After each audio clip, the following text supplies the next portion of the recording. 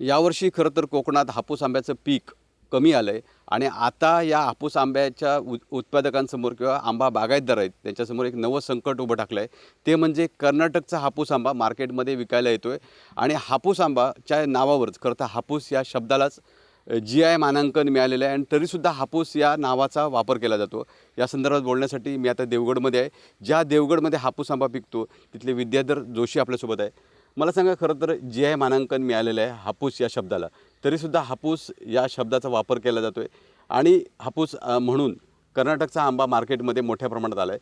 काय सांगाल, तुमचं म्हणणं काय? आता हा जो विषय आहे ना तो गेल्या 10-15 वर्षात डेव्हलप झालेला आहे. कारण पूर्वी हापूस आंबा फक्त कोकणातच होत होता आणि कोकणातलाच आंबा हा हापूस म्हणून विकला जात होता. पण नंतर कर्नाटकमध्ये धारवाड वगैरे या जिल्ह्यांमध्ये मोठ्या प्रमाणात इथूनच आंबा नेऊन लागवड केली गेली आणि त्यांनी लागवड केली याच्याबद्दल आमचं काहीच म्हणणं नाही, कारण तिकडे सुद्धा शेतकरीच आहेत. ते आंबे विकतात ह्याच्याबद्दलही आमचं काय म्हणणं नाही आहे. आंबे विकावेत त्यांनी. आणि मुळात ते शेतकरी स्वतः देवगड किंवा रत्नागिरी किंवा हापूस असं लावून अजिबात विकत नाही. त्यांचे आंबे क्रेटमधून कच्चे आंबे वाशी मार्केटला किंवा पुण्याच्या गुलटेकडी मार्केटला किंवा एक कोल्हापूर सांगलीची मार्केट आहे तिथे येतात आणि तिथे जे कमिशन एजंट असतात विशेषतः आणि त्यांच्याकडून खरेदी करणारी गिराईक असतात तो आंबा विकत घेतात. तो कर्नाटक म्हणूनच विकत घेतात आंबा आणि मग ते आंबा पिकून देवगड हापूस लिहिलेल्या बॉक्समध्ये किंवा रत्नागिरी हापूस लिहिलेल्या बॉक्समध्ये लिहून ते तो आंबा विकतात. ते कधीही कर्नाटक आंबा म्हणून विकत नाहीत. आणि ह्या सगळ्या धोक्यांचा विचार करून एक 10 वर्षापूर्वी कोकण कृषी विद्यापीठ, रत्नागिरी जिल्हा, रायगड जिल्हा सगळ्यांनी मिळून GI सर्टिफिकेशन घेतलं.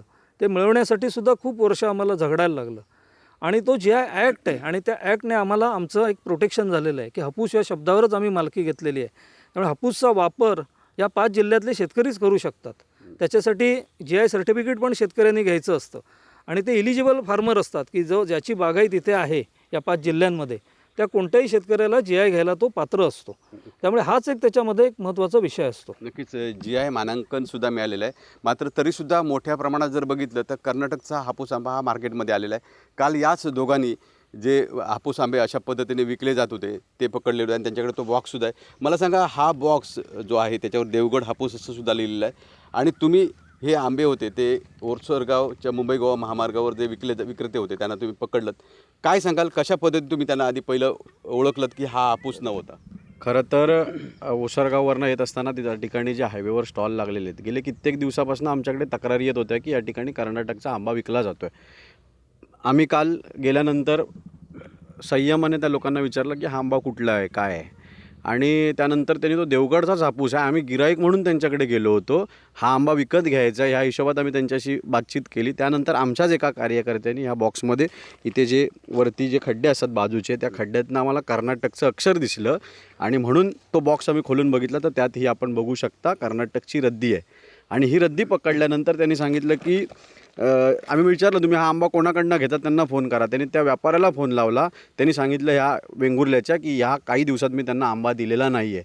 शेवटी भीतीपोटी त्यांनी कबूल केलं. आमच्याकडे तो व्हिडिओ देखील आहे की हा आंबा आम्ही आजच आणला आणि हा कर्नाटकचाच आंबा आहे आणि आम्ही हा कर्नाटकचा आंबा इथे देवगड म्हणून सांगून विकतो. आमचा प्रश्न हाच आहे की तुम्ही तुमचा आंबा विका. सगळे शेतकरी आहेत, उत्पादन घेणारा शेतकरीच आहे, त्याला आमचा विरोध नाही. पण हे जे विक्रेते आहेत, हे जे दलाल आहेत, त्यांच्या माध्यमातून कुठेतरी देवगड हापूसचा रेट पाडवण्यासाठी हे जे षडयंत्र आहे किंवा देवगड हापूसला कुठेतरी ह्या आमच्या कोकणाच्या किंवा जगाच्या नकाशावरनं गायब करून कुठेतरी हा कर्नाटकचा आंबा, गुजरातचा बलछाड आंबा, ह्या आंब्याला कुठेतरी मार्केटमध्ये व्हॅल्यू आणायची आहे की असा प्रश्न आमच्या मनात आता शंका निर्माण झालेली आहे. त्याच्यामुळे आमचा विरोध, तुम्ही हा आंबा विका, आम्हाला त्याच्याशी देणं घेणं नाही, पण तो सिंधुदुर्गात येऊन तुमची डेअरिंग, सिंधुदुर्गात येऊन देवगड तालुका म्हणजे जो फळांचा राजा देवगड हापूस म्हटलं जातं, जरी रत्नागिरीत हापूस होत असेल किंवा कोकण किनारपट्टीत कुठेही हापूस होत असेल, पण फळांचा राजा हा देवगड हापूस या नावाने ओळखला जाऊन त्याच ठिकाणी तुम्ही डेअरिंग करताय कर्नाटकचा आंबा विकायचा.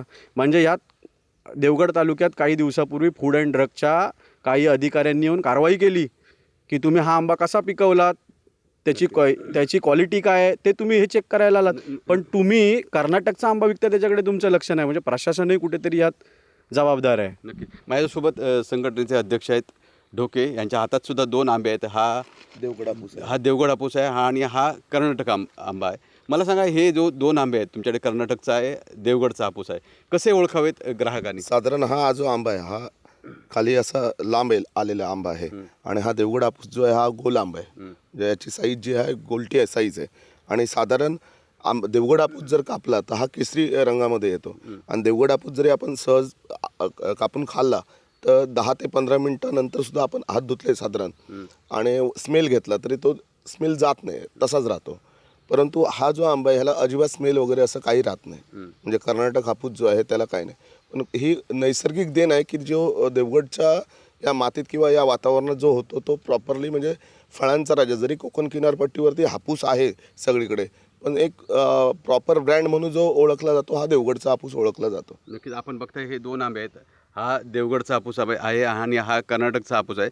आपण ओळखताना जर बघितलं तर हा हापूस 2 मी तुम्हाला दाखवतो. त्याच्यातला हा जर गोल आहे, हा असं बघितलं लांबोटा आहे. मला सांगा, एकतर यावर्षी हापूस आंब्याचं पीकसुद्धा कमी आलं आणि अशा पद्धतीने तुमच्या नावावर असे आंबे विकले जातात. काय म्हणणं आहे तुमचं, काय सांगाल? एकतर तुम्ही यावर्षी हापूस आंब्याचं पीकच आलेलं नसताना तुम्ही अगदी संकटात असताना अशा पद्धतीची परिस्थिती उडवलेली आहे. खरोखरच आमचं दुर्दैव म्हणावं लागेल. कारण की परवाच देवगडला जे काही फूड अँड ड्रग्सचे अधिकारी तपासणी करत होते, आमच्या सहकार्याने सांगितलं, पण पूर्ण हायवेला जोरदार म्हणजे कर्नाटकचा आंबा विकतायत. व असं असताना त्यांच्यासाठी कारवाई नाही किंवा ते बेधडक म्हणजे आमच्या एरियात येऊन म्हणजे कुठेतरी आमचं खच्चीकरण करण्याचं काम हे लोक करत आहेत आणि ज्याला प्रशासन पाठीशी आहे असं म्हटलं तर वावगं ठरणार नाही. कारण राजरोसपणे ते हायवेलाच आहेत. म्हणजे मला वाटतं ते अधिकारी त्या हायवेने जात येत असतील, पण त्यांना आजपर्यंत ते आंबेवाले दिसले नाहीत. पण इकडे म्हणजे हायवेपासून आमचा देवगड तालुका कमी 40 किलोमीटर आत आहे, पण तिथे येऊन अधिकारी चेकिंग करत आहेत प्रॉपर देवगडमध्ये येऊन हा आंबा कसा पिकवला. म्हणजे ह्याच्यामागे खरोखरच षडयंत्रच असेल असं आम्हाला वाटतं की कुठेतरी देवगडचा हापूस आंब्याला कुठेतरी त्याची असलेली वाढती मागणी पाहता कुठेतरी त्याचं खच्चीकरण करायचं किंवा ते आणि आंब्याचं खच्चीकरण करत असताना तिथला शेतकरी संपतोय हेही त्या प्रशासनाने लक्षात घेतलं पाहिजे. नक्की. मला सांगा, तुम्ही सुद्धा खूप मोठ्या प्रमाणात आंबा तयार करता, म्हणजे आंब्याच्या बागा आहेत. यावर्षी मोठं संकट असताना अशा पद्धतीचा कर्नाटकचा आंबासुद्धा धुडगूस घालतोय. काय म्हणणं आहे तुमचं? ह्याच आधीच देवगडचा बागायतदार संकटात आहे. त्याच्यात हे कर्नाटकचं संकट आहे. जे काय कर्नाटकवरून आंबे येतात त्यामुळे पूर्णपणे देवगडचा बागायतदार किंवा व्यापारी त्रस्त झाला आहे. 200-300 रुपयाला ते आंबे डझन विकत आहेत. देवगडचा हापूस आजही 800-900-1000 रुपयाला जातो आहे. त्यामुळे बराचसा शेतकरी बरेचसे ग्राहक काय करतात की 200-300 रुपयावाले आंबे स्वस्त म्हणून घेतात कर्नाटकचे, पण त्याच्यात आम्ही कुठेतरी मागे पडतो आहे. कारण आमचा उत्पादन खर्चच जास्त आहे त्यांच्या मनाने. त्याच्यासाठी मी एवढंच सांगतो, बाहेरच्या राज्यातून जे आंबे येतात, आजवर आम्ही आता ओसरगाव टोल नाक्यावर आंदोलन केलं, भविष्यात कोल्हापूर मार्केटमध्ये करू, सांगली मार्केटमध्ये करू, पुणे मार्केटमध्ये करू. त्या लोकांना देवगडचा हिंगा दाखवल्याशिवाय आम्ही गप्प बसणार नाही. नक्कीच. जर बघताय आपण कशा पद्धतीने हा हापूस आंबा आहे, मला गावकर शेवटी सांगा की कशा पद्धतीने काय मागणी आहे तुमची? कारण जर बघितलं तर मोठ्या प्रमाणात कर्नाटकचा आंबा मार्केटमध्ये आहे. तुम्ही म्हणताय तसे दरसुद्धा घसरलेत. याचे घसरण्याचं कारण आहे, कारण खरं म्हणजे यावर्षी आंबा कमी मिळत असताना आंब्याचे दर चांगले मिळाले पाहिजे होते, मात्र दर घसरलंच सांगितलं जातं. त्याचं कारण आहे कर्नाटकचा आंबा. काय मागणी आहे तुमची? एकतर सर्वात महत्त्वाचं म्हणजे आंब्याला हमीभाव, इतर फळांसारखा आंब्याला हमीभाव मिळाला पाहिजे, ही आमची प्रमुख मागणी आहे. त्यात कॅनिंगच्या आंब्याला हमीभाव मिळाला तरी आम्हाला चालेल, पण तो हमीभाव कायम राहिला पाहिजे.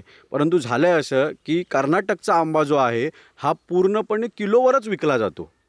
देवगड हापूस हा आंबा असा आहे की मार्केटमध्ये डझनावर विकला जातो आणि त्याच्यामुळे असं आता अशी परिस्थिती आहे की इकडे कॅनिंगचे रेट पण पडण्यामागचं कारण हेच आहे की कॅनिंग घेणाऱ्या ज्या कंपन्या आहेत त्या कुठेतरी कर्नाटकचा आंबा इथे आणून मिक्सिंग करून देवगडच्या हापूसबरोबर कंपन्यांना विकायला लागलेत आणि कुठेतरी तो रेट कंपनीला कळलं की हा मिक्सिंग आंबा आहे, कंपनीने रेट पाडला आणि सगळ्या शेतकऱ्यांचं या ठिकाणी नुकसान झालेलं आहे. आमची शासनाला एवढीच विनंती आहे की आमचा जो ब्रँड आहे त्या ब्रँडने आम्हाला धंदा करू द्यात.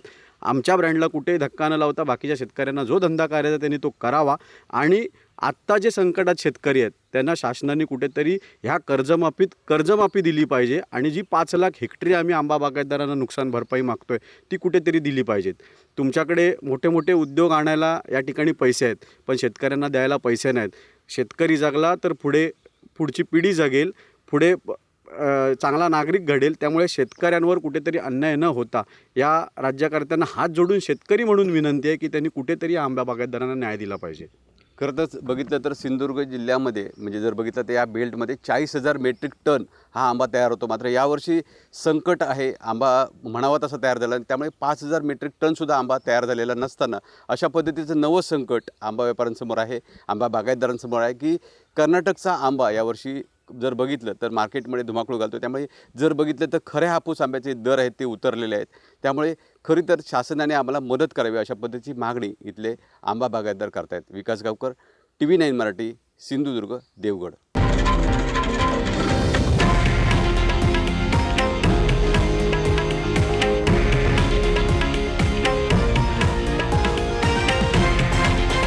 हे आहे देशातील नंबर 1 न्यूज नेटवर्क आणि आपण पाहत आहात TV9 मराठी, एकमेव.